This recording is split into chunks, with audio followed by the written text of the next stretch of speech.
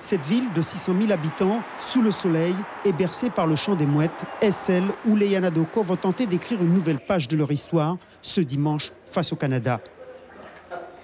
Dans la salle de soins, Marc-Albert Arras, le kiné, ne chôme pas. Il doit s'occuper de 21 joueurs et gérer les 2 jours de déplacement.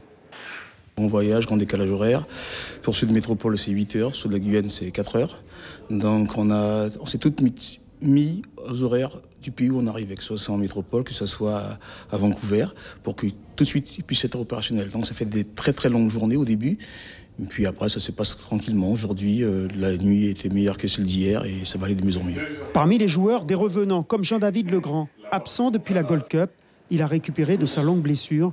Il est tout à son bonheur. En tout cas, très heureux d'être de retour, de retrouver les longs voyages, des découvertes de pays, voilà, comme le Canada, et de retrouver les potes que je revois au final lorsque on retourne en sélection. Donc très content en tout cas.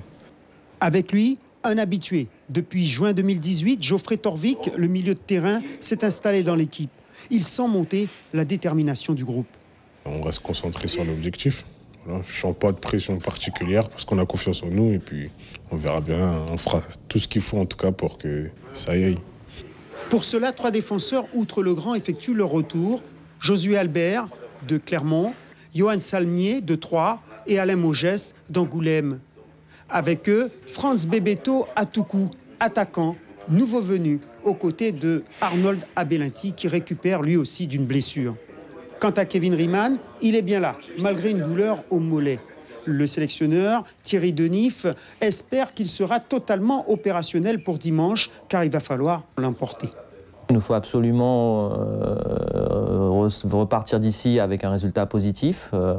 Il est clair que suite à nos derniers résultats, notamment notre faux pas contre Saint-Vincent, nous avons 2 victoires et 1 défaite, donc il nous faut absolument un résultat positif pour espérer participer à la Gold Cup, à la prochaine Gold Cup.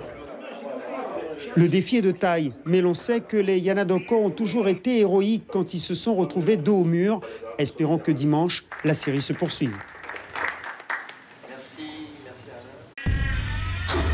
Suivez l'info sur Guyana Première, télé, radio et Internet.